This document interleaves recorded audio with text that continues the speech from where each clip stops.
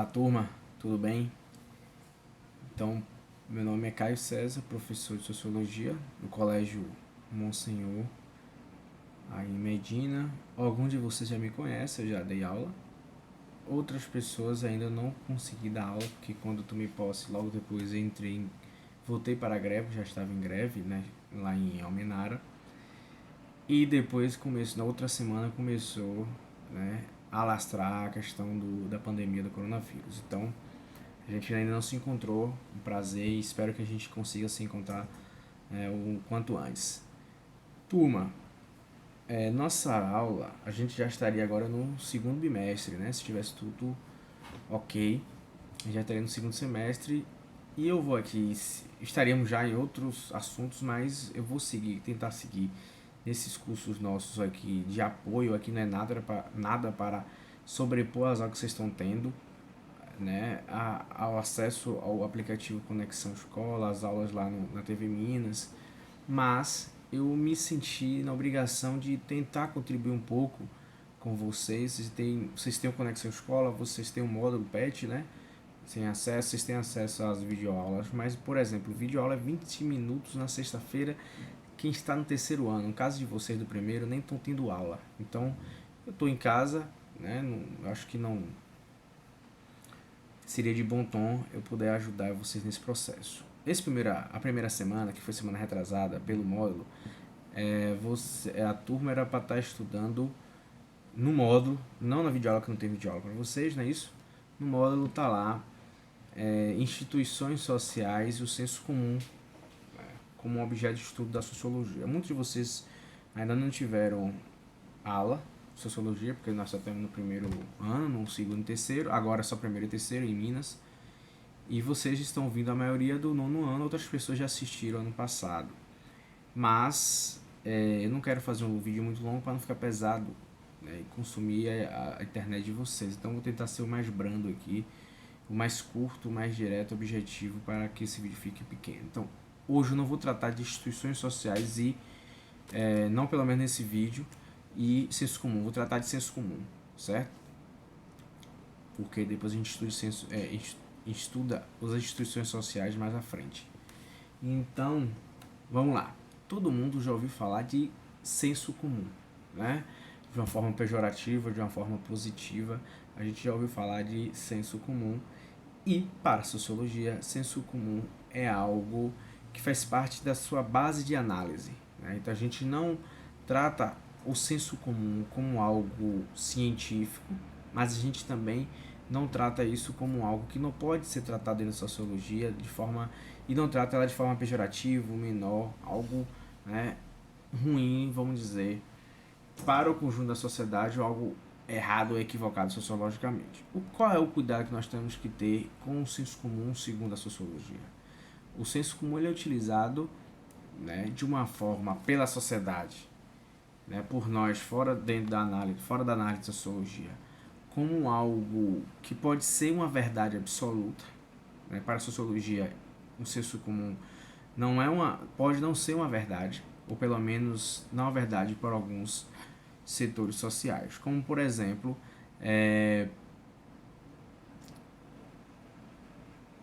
o divórcio, o suicídio. Vamos tratar do suicídio.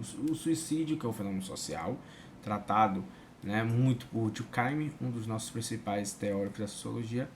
Ele vai tratar do suicídio como algo que é coletivo, algo que, como é um fenômeno social, ele atinge as pessoas vamos dizer, de fora para dentro, de fora para dentro, ou seja, a sociedade e os elementos que estão na sociedade faz com que aquele indivíduo sofra algo que leve o indivíduo a se subjugar internamente, individualmente, e depois leva ao suicídio. Então, algo que é coletivo, social, e é de fora do indivíduo, ele entra no indivíduo e se torna individual também, e depois pode levar ao suicídio. Então, no senso comum, o que se diz no senso comum sobre o suicídio? Isso é falta de Deus. Isso é egoísmo porque você se matou, a pessoa se matou e esqueceu dos parentes e amigos que estão aqui sofrendo. Então, isso não necessariamente é falta de Deus, né? isso não tem questão de egoísmo, também não está ali colocado. Foram questões psicossociais, psicobiológicas sociais, que interferiram de uma forma tão profunda, né, naquele ser, naquela pessoa, que ela preferiu, estava doendo tanto internamente nela, que ela preferiu se matar do que continuar vivendo e sofrendo. Então, o que é que tem, né, para Durkheim de egoísmo nisso? Se ela estava sofrendo de um ponto, a um ponto que ela não conseguiria mais se manter viva, então a única saída que ela achou naquele momento era tirar a vida para acabar o sofrimento. E aí, a dor que os familiares e amigos iam sofrer. E para algumas religiões, inclusive o cristianismo, e a questão do pecado capital, que é o suicídio, e aí você ir para o inferno, não para o céu, não está naquele indivíduo, não estava naquele momento para aquele indivíduo como primeiro plano. Então não é falta de Deus, não não é egoísmo, por exemplo.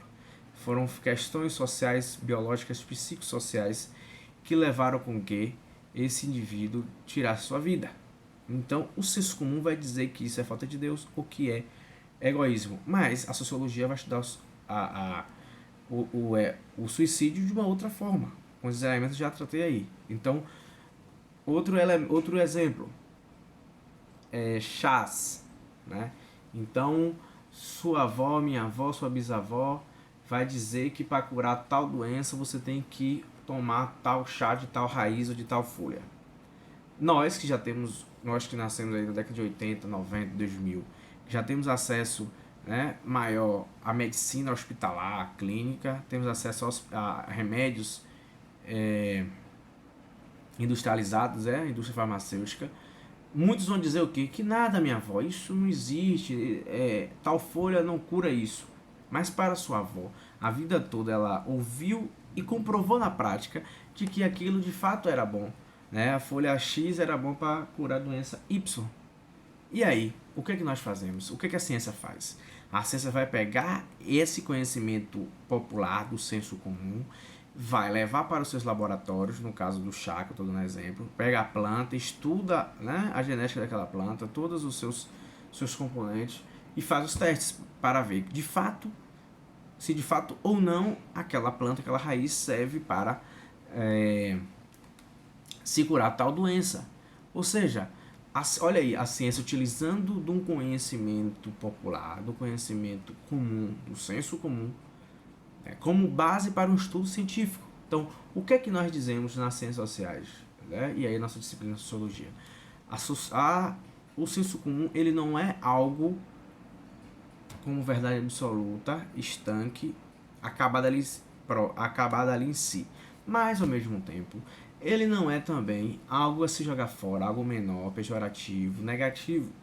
Você tem que analisar a conjuntura, a circunstância, para definir se aquele conhecimento que não tem uma base científica, então por isso não é um conhecimento científico, ele é o conhecimento do senso comum, do coletivo, né? Normalmente que é passado de pai para filho, de mãe para filha, neta, né? De geração a geração, mas que pela sua eficiência na explicação de fenômenos sociais, para, no caso do suicídio, por exemplo, muita gente acredita até hoje de que alguém se suicidou porque é falta de Deus, e até hoje a gente ouve esse discurso, ou que é fraqueza, ou que é egoísmo.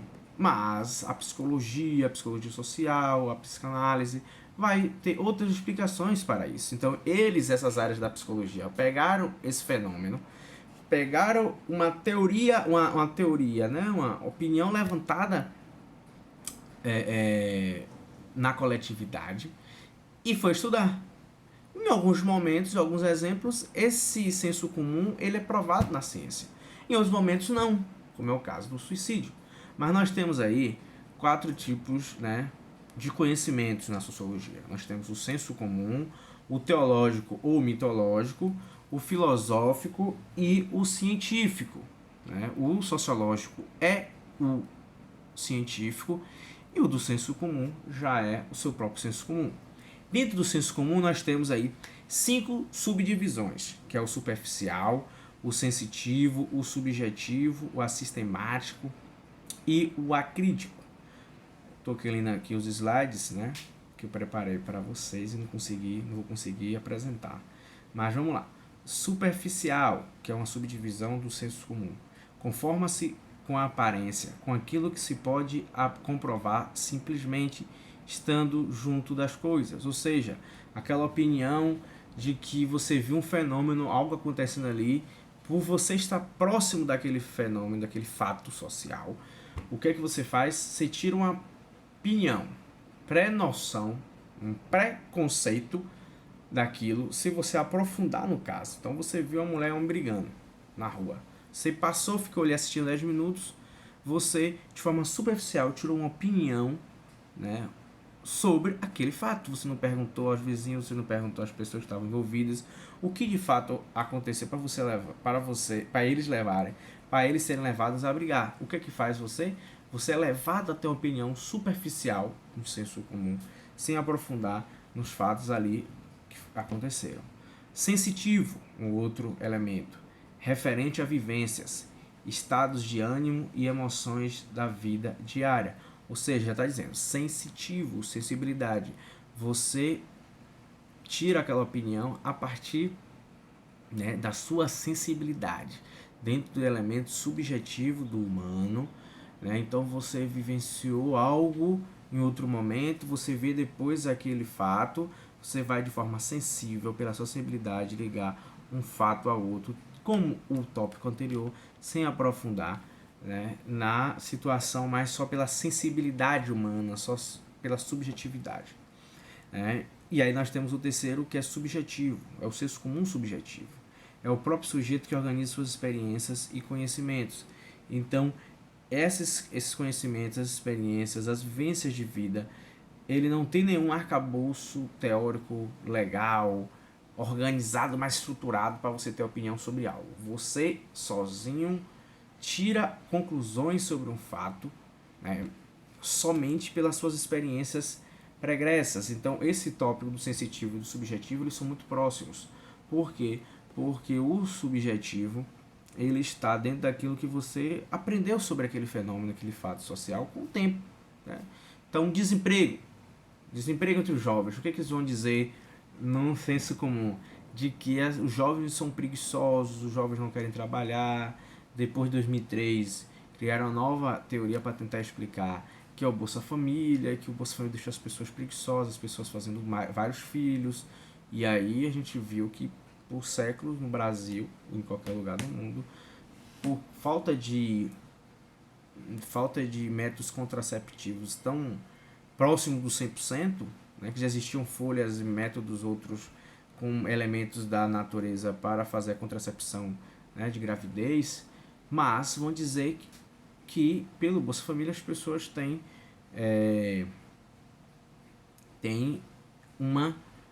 mais filhos do que outras, não é isso? E aí esse exemplo que eu já uso para buscar aqui o quarto ponto do senso comum, que é o acrítico, né? Verdadeiros ou não, a pretensão de que esses conhecimentos sejam não se manifesta sempre de uma forma crítica, ou seja, você faz uma análise de que hoje as pessoas têm mais filhos do que antes por conta do Bolsa Família, e aí você faz isso de forma acrítica, né? A crítica, o A, é uma negação da crítica. Então a crítica é quando você tem uma opinião, faz uma fala sem pensar de forma profunda, de forma crítica, sem aprofundar na reflexão antes de falar, antes de escrever algo que você não tem como provar, né? E por último, o assistemático, né? O A nega também o sistemático. Então, sistemático é a organização da experiência, não visa a uma sistematização das ideias, nem da forma de adquiri-las, nem na tentativa de validá-las. Então, né, é uma opinião que você não está preocupado que isso é verdade ou não. É só uma forma de você expor uma opinião para explicar algo que lhe conforte pessoalmente. Então, se alguém lhe perguntar algo, por que você acha que isso aconteceu? Aconteceu por isso, isso e isso. Né? E você não está preocupado se você utilizou de elementos sistematizados para ter uma opinião, mas você precisa ter uma opinião para explicar algo, né? Para se conformar com algo que aconteceu. Certo? O segundo tipo de conhecimento, primeiro qual foi? O segundo tipo é o teológico mítico, né? Teológico vem de de Deus, lógico de lógica. Então, a lógica divina.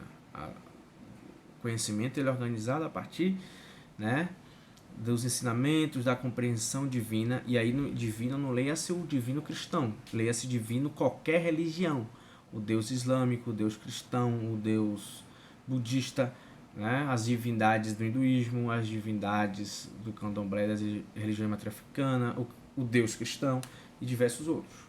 O conhecimento religioso teológico parte do princípio de que as verdades tratadas são infalíveis e indiscutíveis por consistirem em revelações da divindade do sobrenatural. Ou seja, duas coisas para explicar isso. Não existe na ciência nada infalível. Se ele é infalível, ele não é ciência. Então, se um conhecimento, o resultado de uma pesquisa diz que não tem como aquilo ser refutado, aquilo ser questionado e depois ser mudado, isso não é ciência. Isso aí é dogma. E dogma está nas religiões e em outros lugares, mas não está na ciência. Para algo ser científico, ele tem que ser necessariamente refutável. Alguém pode fazer uma pesquisa lá na frente e provar para você que em outras variáveis, em outras circunstâncias, com outros sujeitos, aquele seu resultado pode ser outro, a depender dessas circunstâncias diferentes do primeiro. Então, o teológico mítico é quando um conhecimento, um saber, ele não é refutável, ele não tem um tempo de validade, porque aquilo veio do divino. Então, o Brasil é um país majoritariamente cristão, né? Ainda majoritariamente católico entre os cristãos, e tanto os evangélicos e os cristãos e outras religiões que têm tem a Bíblia Sagrada, a Bíblia cristã, né, como o seu norte de forma de viver, de enxergar o mundo. Então, na Bíblia, ninguém vai discutir que algo é, para muitos cristãos, a maioria deles, não vai discutir que algo naquele livro ele é temporário. Né? Para a grande maioria dos cristãos, algo que está na Bíblia, ele é atemporal. Né? Ele é verdade para sempre. Foi verdade para trás, é verdade hoje e vai ser verdade para frente. Por quê? Porque a Bíblia está escrita por homens e mulheres, necessariamente por homens, a grande maioria, mas ele foi iluminado por Deus, então não tem como você refutar. Então, o senso comum ele também tem esse elemento teológico. A gente aqui finalizando, o terceiro aspecto do tipo de conhecimento, o terceiro tipo de conhecimento, ele é o filosófico. A filosofia encontra sempre a procura do que é mais geral, interessando-se pela formulação de uma concepção unificada e unificante do universo. Para tanto, procura responder às grandes indagações do espírito humano, buscando ter leis mais universais que englobam e harmonizem as conclusões da ciência. A filosofia, quando ela nasce, ela não nasce como um elemento científico, ela é mãe da ciência, mas ela não necessariamente foi sempre a ciência, como a gente entende ciência hoje, né? Com métodos, com referenciais teóricos, caminho metodológico a percorrer, com bases teóricas anteriores que você tem que estudar, se preparar para você produzir seu conhecimento e ou refutar o conhecimento atrás já formulado ou complementar aquele conhecimento. Então, o filosófico ele é mais geral do que, por exemplo, a sociologia. É isso? A sociologia, nós vamos estudar o desemprego em Medina no ano tal a X ou 2020, né? E aí não dá para estudar Medina, desemprego em Medina todo, é muito difícil. Vamos estudar o desemprego em Medina 2020 entre população de 18 a 25 anos. Então você tem que fazer um escopo, você faz um filtro ali, né, dos elementos da sua pesquisa para que você seja mais pontual e tenha mais profundidade nos dados que você tira. O filosófico ele não está tão preocupado com aquele pontinho ali embaixo que a gente da sociologia estuda. Ele está preocupado com o geral, com o holístico, com algo mais geral, com leis mais gerais, né? Que expliquem elementos sociais, culturais, políticos, mas de uma forma mais geral do que o sociológico. E por último, o conhecimento científico, que teve a base na filosofia. A ciência baseia-se em fatos para fazer afirmações, as quais são refutáveis por meio de novas descobertas, como eu falei anteriormente. Assim como a filosofia precisa ter uma coerência racional. Além disto, busca a proposição de modelos gerais baseados em experiências empíricas. Então, vamos lá. Baseia-se em fatos para fazer afirmações as quais são refutáveis por meio de novas descobertas. Já tratamos sobre isso. Assim como a filosofia precisa ter uma coerência racional, ou seja, ele precisa ser racional. Ele precisa ter começo, meio e fim. Ele precisa ter ligações, ele precisa ter lastro real. Ter capacidade das pessoas de ler um texto, ler um artigo, ler uma dissertação, uma tese ou uma monografia, e você conseguir compreender logicamente, dentro da capacidade lógica humana, daquilo que a pessoa está justificando, escrevendo, provando, comprovando, né, ou refutando. Então tem que ter lastro lógico na escrita, na elaboração, né, daquele pensamento. E, além disso, busca a proposição de modelos gerais baseados em experiências empíricas. Então, vamos lá, em modelos gerais. Então, lá na formação da sociologia, com Saint-Simon, com Auguste Comte, Durkheim, Max Weber e Marx, né, em Karl Marx, esses teóricos eles estudavam várias coisas, né, a maioria deles estudaram vários elementos, fenômenos e fatos sociais das ciências da sociedade, né, e tentaram construir, com muito louvor, vários modelos gerais de análise. Né, vários modelos gerais de análise. Então, Karl Marx, por exemplo, ele tem um estudo na política e na economia, né, muito forte nas suas obras. Então, os modelos gerais de análise econômica do capitalismo, Marx, ele tenta fazer esses modelos gerais para que em diversas sociedades, no futuro a escrita de Marx, as pessoas conseguissem utilizar de suas teorias para analisar outras sociedades, outros fenômenos pós, né, a escrita dele. Durkheim a mesma coisa, com a educação, com o suicídio, com o desemprego, com a religião, entre outras coisas. Max Weber, com a economia, com a religião, com a política, entre outros elementos. Eles criaram modelos gerais de análise que eu, em Jequié, na Bahia, né, vocês em Medina, em Minas, têm a capacidade de pegar uma teoria de Max Weber e utilizar, né, como norte em uma pesquisa para que você tenha um resultado, uma análise, um resultado sobre um fenômeno social. Então, por isso são modelos gerais que você pode usar em qualquer lugar e em qualquer tempo histórico, qualquer momento histórico, qualquer tempo. Obviamente que os teóricos de hoje eles fazem estudos mais pontuais, e você vai ter aí, por exemplo, Marx escreveu no século XIX na Alemanha, na Europa, né? Alemanha, na França, na Inglaterra depois. E eu estou em Jequié, na Bahia, 2020. Posso utilizar de métodos, né, da teoria dele, mas muito possivelmente eu vou ter que usar teóricos da contemporaneidade, dos tempos atuais, para que eu consiga achar o resultado da minha pesquisa de uma forma mais linkada com a realidade que nós estamos vivendo hoje. Não quer dizer, eles são clássicos, não quer dizer que eles estão jogados fora, muito pelo contrário, mas você pode utilizar dos clássicos, que explica muita coisa, mas também pegar teóricos que já estudaram fenômenos atuais, que naquela época não estavam tão desenvolvidos. Então, quando Marx escreveu o Capitalismo lá no século XIX, muita coisa você consegue estudar hoje sobre capitalismo, muita coisa é atual. Mas outros fenômenos Marx não conseguia prever porque ele não era, né, nenhum vidente, não fazia exercício de futurologia, mas outros teóricos da sociologia, da política, já conseguem complementar aquele estudo.